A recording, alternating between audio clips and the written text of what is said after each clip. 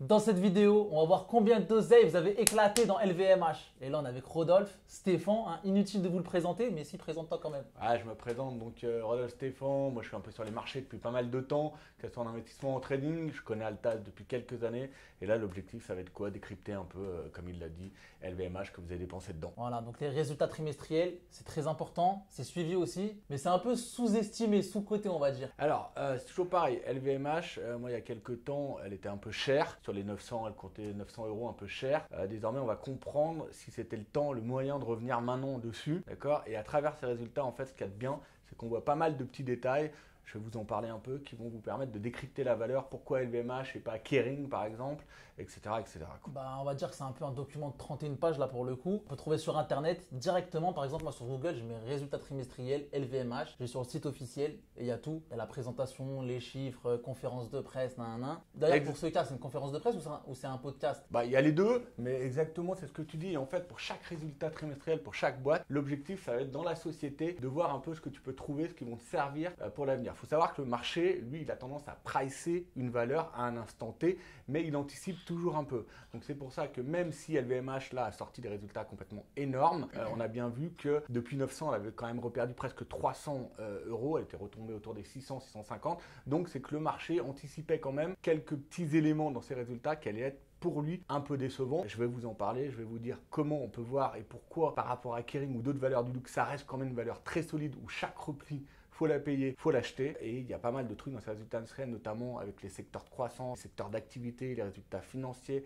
Et vous allez voir, ça vous donne aussi le PER, enfin tout plein de choses à décrypter. Et voilà pourquoi LVMH et pas une autre par exemple. Et justement, on va parler d'LVMH parce que bah, c'est tout simplement la société la plus valorisée de l'Union européenne, c'est ça? Très cher. Je crois qu'il y en a une, elle est passée devant. C'est Norvo, une société pharmaceutique. Ouais, même, je suis pas certain, mais je crois que SAP, elle commence à la titiller aussi. Il faut savoir qu'LVMH, avant la publication, c'était un PER quand même encore de 24, 23, 24. Là, elle revient après un bond de 10%, après 10-15%. Même si on voit qu'elle freine, elle est quand même sur un PER de 25. Et donc, moi, c'est le genre de valeur, même si, voilà, c'est pour un investisseur père de famille, long terme, on le reverra et on comprendra pourquoi c'est sur le genre de valeur qu'il faut aller. Je préfère toujours acheter sur un repli quand le PER revient autour des 18-20. Le PER, c'est Price Earning Ratio. Vous allez sur Google, vous avez la définition. C'est notamment par rapport à ses bénéfices, par rapport à son chiffre d'affaires. Et donc, vous allez comprendre quel est un PER de 25. PER de 25, c'est relativement cher. Donc, il faut faire un peu attention. C'est le genre de valeur où, dès qu'elle revient sur un PER de 22, 20, on peut commencer à rentrer dessus en investissement long terme sans trop de risques. Et puis, c'est une valeur sûre. C'est un peu comme Tesla, Apple, etc. aux États-Unis. Exactement. Alors, c'est une des plus belles valeurs européennes. Je vais revenir dessus, notamment dans les résultats. Qu'est-ce qu'il fallait voir déjà en termes de croissance, mais notamment en termes de secteur géographique. C'est important, c'est une société qui est vraiment développée sur plein de secteurs géographiques. Alors, il y a eu une petite alerte et c'est pour ça que les investisseurs avaient un peu vendu la valeur depuis quelques mois, c'est-à-dire que les ventes en Europe et aux États-Unis, même si elles restent exponentielles, si la croissance reste présente,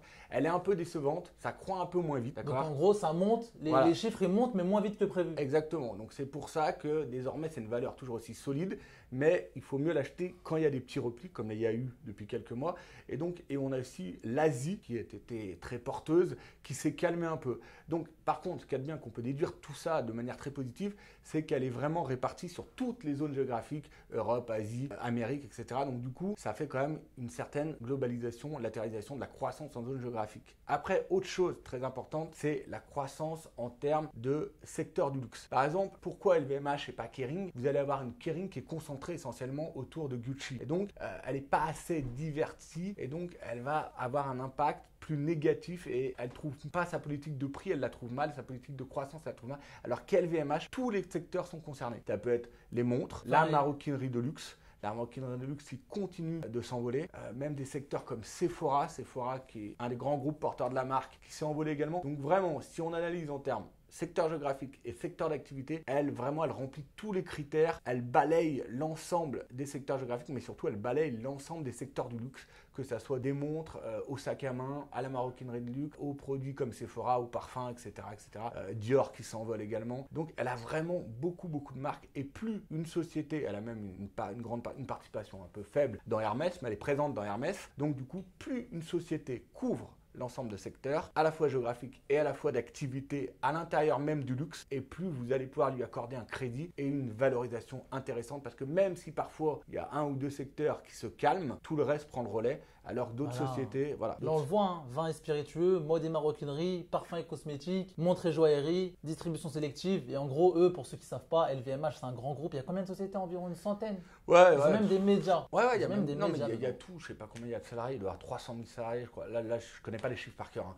Mais tu vois, par exemple, ce qu'il y a de bien, Tiffany par exemple, Co, Bulgari, Taguer, Hublot, Fred, pour ceux qui connaissent. Bref, Ouais. c'est tout le luxe. Hein. tout le luxe, tout ce que vous achetez aux anniversaires et à Noël de vos femmes, c'est important, tout se trouve là-dedans. Mais tu vois, par exemple, le cognac, tout ce qui est spiritueux et tout, c'est pour ça qu'on avait un peu vendu la valeur également, parce que les gens avaient peur, et c'est vrai que ça s'est ressenti que tout ce secteur-là va un peu moins bien. On Mais voit bien juste ici, les chiffres, ils sont en exactement, tout à fait. descente. Moins 14, moins 8. Voilà, c'est ce qu'explique aussi Crémy Cointreau. Enfin, c'est des valeurs qui ont été vendues par les investisseurs.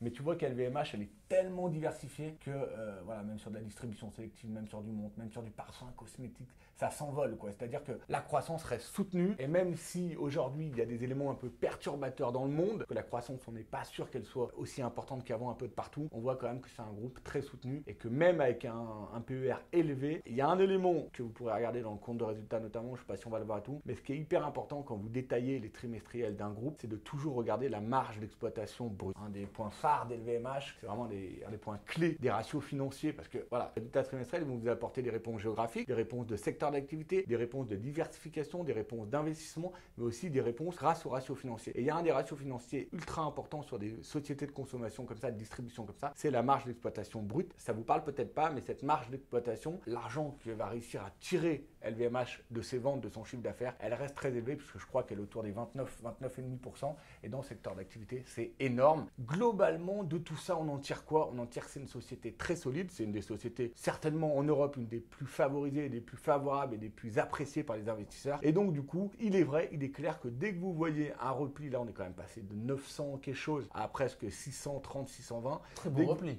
Vous voyez que dès qu'il y a un repli de 20-30%, et je voudrais ajouter là-dessus, tout le monde dit, ouais, mais sur ces valeurs-là, il n'y a pas de signe noir, il n'y a pas de guerre, il n'y a pas de machin. Si, ça arrive à tout moment, des moins 20, moins 30 sur n'importe quelle valeur. Prends même Meta aux États-Unis. Bien sûr, là, ils sont remontés en fanfare. S'envole, Spotify, Netflix, tous ces trucs-là. Il y a des moments, il y a ce qu'on va appeler une déception ou une anticipation un peu moins bonne. Ça peut être un signe noir, c'est-à-dire quelque chose qui arrive à toutes les valeurs parce que la conjoncture fait que, mais il y a toujours des moments où vous allez pouvoir choper ces boîtes sur repli. Et l'essentiel pour vous toutes et tous, c'est de bien avoir analysé ces résultats trimestriels pour savoir quelles sont les sociétés solides et quelles sociétés sur lesquelles vous pouvez investir quand il y a une détente du PER. Ce genre de société-là, c'est aussi annonciateur d'une croissance, surtout du pouvoir d'achat des clients. Oui, tout à fait. Alors là, on est quand même sur un secteur particulier, c'est le luxe. D'accord? Le luxe, on sait qu'il est rarement touché par rapport à d'autres secteurs, surtout en ce moment. Les riches deviennent de plus en plus riches. Malheureusement, les pauvres deviennent de plus en plus pauvres et la classe sociale moyenne au milieu galère. Donc ça, je ne peux pas le nier, c'est controversé parfois, mais voilà, ça fait partie de ces valeurs qui vont montrer stabilité économique et l'avenir qui anticipe toute cette classe un peu de richesse continue de croître. Et tant que cette classe continue de croître, et ben, des valeurs comme ça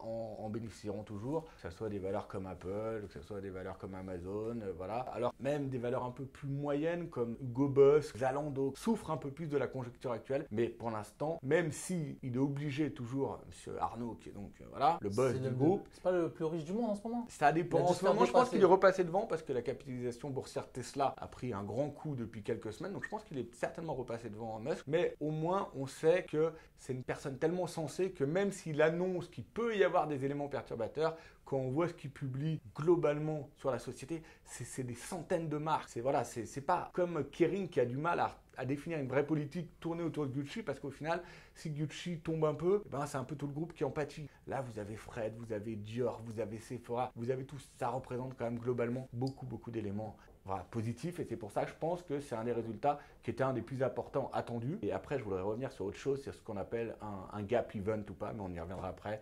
Je vais vous expliquer ce que c'est. Et toi, en tant que, par exemple, si tu trades les indices, est-ce que ça, le LVMH, ça impacte aussi, par exemple, le DJAR 40, que moi je trade aussi, et toi aussi, Alors, je trade souvent les Allemands. Le LVMH, c'est ce qui un peu sa baisse récente, parce qu'elle a perdu quand même entre, allez, on va dire 25% en moyenne, c'est elle qui freinait la hausse du CAC 40. Elle est dans le CAC 40 et elle représente, je sais pas, 10-12% du CAC 40. Donc quand elle commençait à baisser, forcément, malgré que d'autres indices mondiaux, notamment aux US, continuaient leur hausse avec les techs américaines, du coup, elle venait pénaliser un peu le CAC 40 parce qu'elle avait un rôle important dedans, même si depuis plusieurs années, elle fait partie intégrale de la progression du CAC 40. Et donc, on en revient à ce que je disais. Là, on a eu ce qu'on appelle pour l'instant un gap event. C'est quoi un gap event? C'est surtout souvent un gap de rupture. Là, je ne pense pas que ça sera un gap de rupture parce que mensuellement, on voit qu'elle a des bornes bien établies, grosso modo entre 500 et 1000.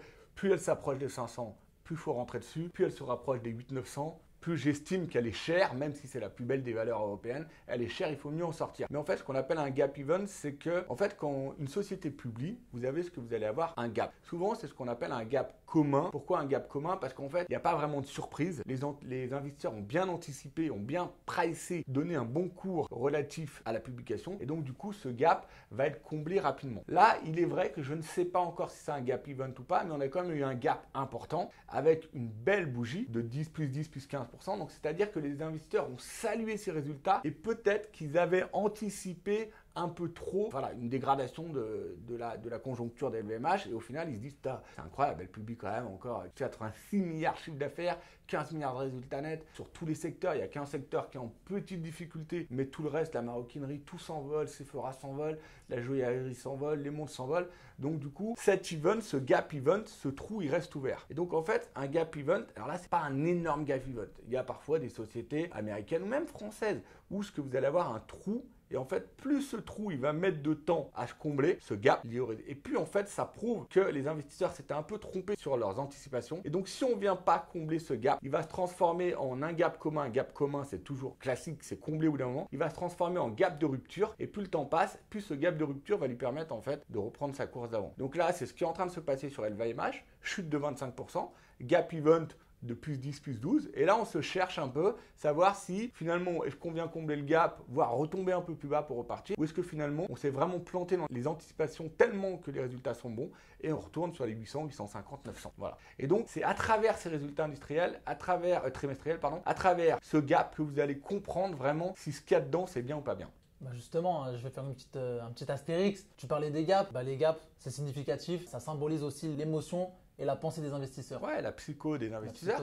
Tu vas la retrouver sur les grosses valeurs, tu vas la retrouver aussi sur les indices de partout. Sauf qu'il faut bien comprendre que 95% des gaps sont des gaps communs, des gaps de non-event, des gaps classiques qui vont être comblés. Que tu vas retrouver sur ton CAC 40, sur ton DIR30 comme tu l'appelles, ou sur ton DAX. Tous les matins, tous les jours, il y a des gaps qui vont être comblés petit à petit. Par contre, quand notamment sur ce qu'on appelle, moi ce que je travaille beaucoup, une grosse zone mensuelle, que ce soit en bas ou en haut, avec un énorme gap pas comblé, c'est ce qu'on appelle des gaps de rupture. C'est un changement de paradigme, un changement de psycho des investisseurs. Et donc, vraiment, il ne faut pas se mettre en face. Donc voilà. Et là, par exemple, quand on arrive sur ce genre de page ici, avec les ventes, marge brute, résultats opérationnels courants, résultats opérationnels, résultats nets avant part minoritaire, toi tu regardes quoi ici prioritairement? Le plus important, ce que je vous disais tout à l'heure, d'accord, c'est d'arriver. Alors, vous avez les ventes, bien évidemment, c'est le chiffre d'affaires. Là, on a les ventes de 2022, 2023. Il augmente de 9%. Donc ça veut dire que même si la croissance s'est un peu affaiblie par rapport aux années précédentes, il reste en expansion. Et donc déjà, on sait qu'en termes de chiffre d'affaires, le groupe, quoi qu'arrive, elle est tellement diversifiée dans le monde. On a dit Europe,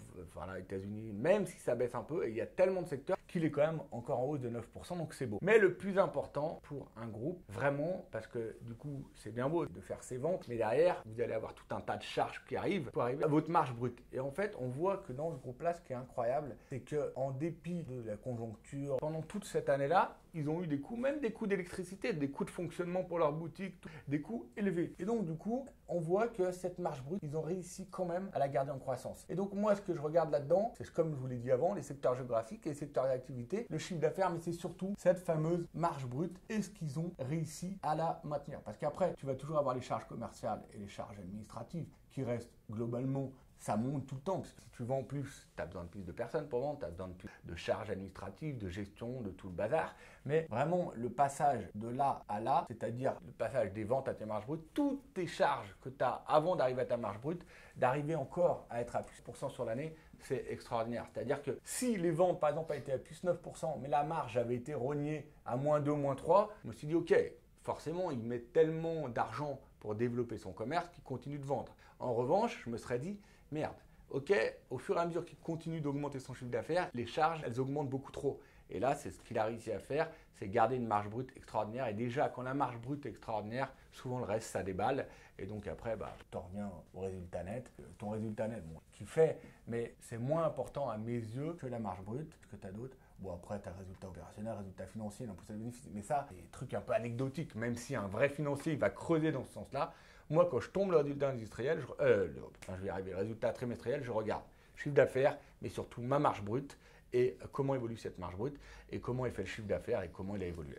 Bah là, regarde, la géographie, Yes. le monde, on voit bien qu'ils sont présents dans le monde entier. Partout. Et on voit qu'un bon équilibre géographique des ventes. Donc les ventes, bah, ils sont à peu près pareils partout dans le monde. 25% au Japon, 25% aux États-Unis, excuse-moi, 25% en Europe, 31% en Asie. L'Asie, il ne faut pas sous-estimer, gros marché. Gros marché, mais en fait, cet équilibre géographique des ventes, je peux dire, c'est toute la clé des LVMH. C'est-à-dire que forcément, ils sont dans un système de distribution, tu as un acheteur, un vendeur. Donc c'est l'offre et la demande, ok?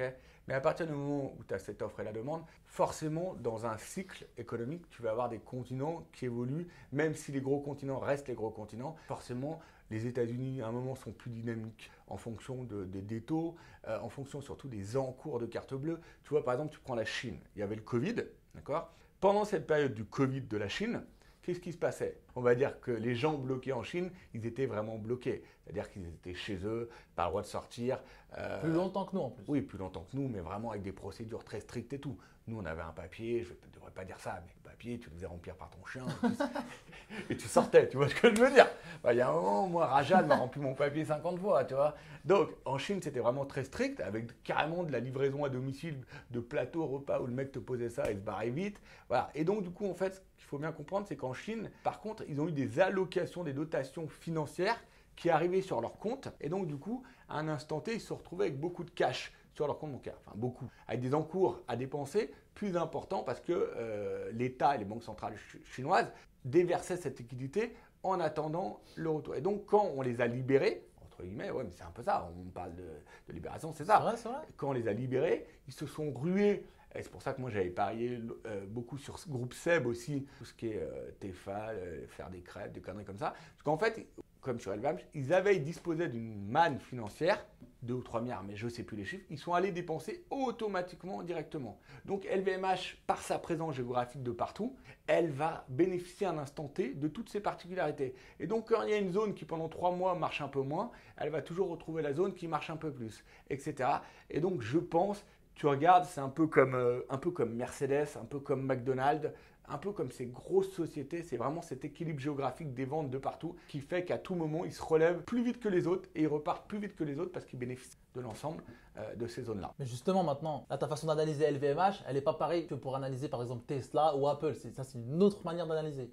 Ça n'a rien à voir. Là, le problème, c'est qu'on cite les sociétés vraiment marquantes, les big boss. Et donc, en fait, si tu vas prendre une Apple ou une Tesla ou une McDo, même s'ils ne vendent pas la même chose, ils ont quand même une répartition, un équilibre géographique de leurs ventes un peu pareil, tu vois. Et donc, c'est pour ça, au final, c'est souvent les sociétés dont les résultats sont les plus salués qu'en fait, ils ont compris que pour être présent et pour faire du chiffre d'affaires, peu importe les éléments perturbateurs qui peuvent arriver dans un continent, plus tu étales ton chiffre d'affaires et mieux c'est. Alors qu'un groupe qui va être plus centré sur lui-même à un instant T, concentré sur une zone géographique particulière. Par exemple, que sur la France ou que sur l'Europe. Ouais, voilà. Il va être, tu prends, voilà, je parle encore de Kering, mais Kering est beaucoup plus concentré. Même Hugo Boss est beaucoup plus concentré sur l'Europe. Même Nike, même si bon, ça reste une énorme société, mais on voit qu'elle a moins bénéficié de cette hausse. Un peu 6 mois tout s'envole. Pourquoi? Parce qu'elle est plus concentrée sur les US. Et donc en fait, quand la répartition est moindre, d'une part, ils vont moins en profiter quand tout s'envole et quand il y a des éléments perturbateurs qui arrivent. Et donc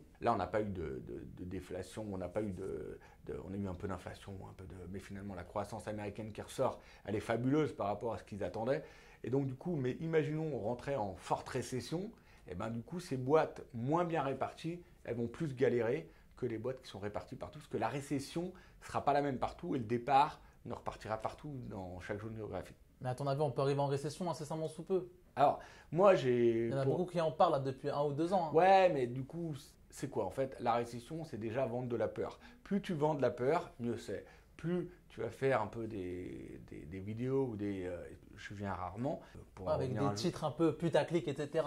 Voilà. Un peu vendeur. Exactement, donc c'est des clics clairement putaclic. Plus tu vas vendre de peur, et plus les gens vont regarder. C'est un peu comme les médias, c'est comme ça qu'ils marchent. Exactement, mais pourquoi? Parce que souvent, là, ils vont se satisfaire de ce qu'ils voient parce qu'ils vont la rapprocher de leur réalité. À dire, putain, lui, il a raison, en fait, tout est pourri, un peu comme dans ma vie. Et ce qu'ils comprennent pas, c'est qu'au final, autour d'eux, il y a plein de gens qui, eux, sont beaucoup plus positifs et eux vont se retrouver peut-être moins dans des vidéos putaclic, mais vont se retrouver dans des vidéos où on leur montre que finalement, tout se passe bien. Tout se passe bien. Tout va bien. Tout va bien.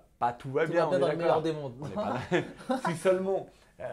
Avec un Sandwich. mieux, mais ce que je veux dire par là, c'est qu'il ne faut pas se faire berner. Et en fait, le problème, c'est que de tomber dans le schéma de la peur, je ne citerai personne, mais les gens qui vendent de la peur, ça fait 12 ans de hausse sur les marchés qui vendent de la peur tous les ans, tous les mois. Prends la majorité des grands économistes, pour eux, le monde doit s'effondrer depuis 12 ans. Bah, tu regardes les prédictions, le pétrole il va à 300 $. Ouais, tout.